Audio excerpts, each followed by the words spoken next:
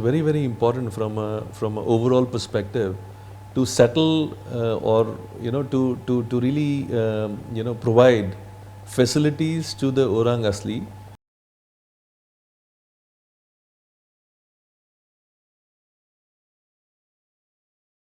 I think it links back to the first project, which is this project in Batangkali. So there, I think we were looking for partners, NGOs to work with, and that's where we found Global Peace Foundation, which is basically a local NGO which does this kind of activities. And this NGO basically is working quite a bit in the Pahang region. Yeah. And then they came up with these two villages, Kampung Gayung and Kampung Gantung. So these two villages were selected by them. So they could see very clearly that the villages were suffering. There was no access to clean drinking water. So they were actually collecting water from a pond, which basically had collected rainwater. And they also had a river near there, but the river is polluted because it is in a palm plantation. So that was there, and then they had absolutely no sanitation facilities, which means that they had no toilets, they had no area to wash themselves and to take showers.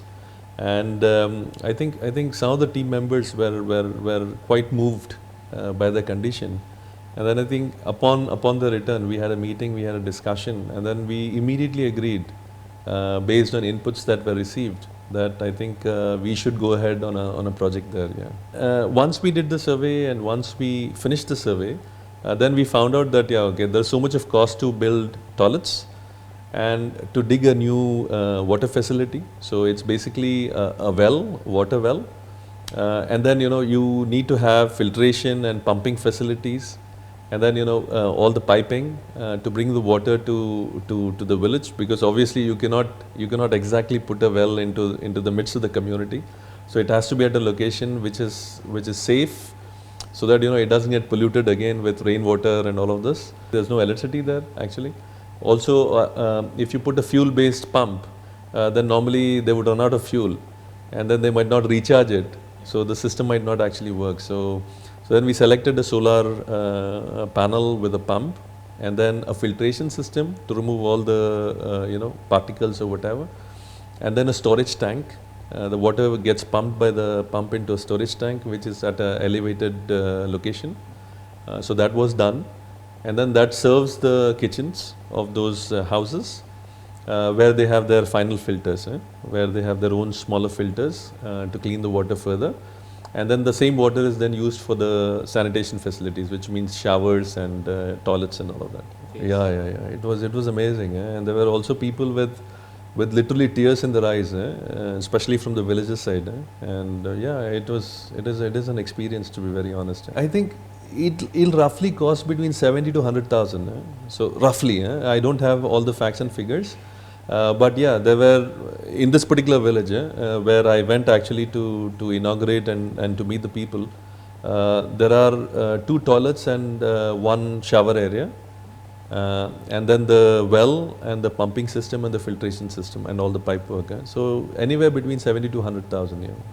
The problem with Orang Asli is, their natural habitats have been destroyed. The forests are gone now. And I think the rivers and a lot of other water bodies are also polluted.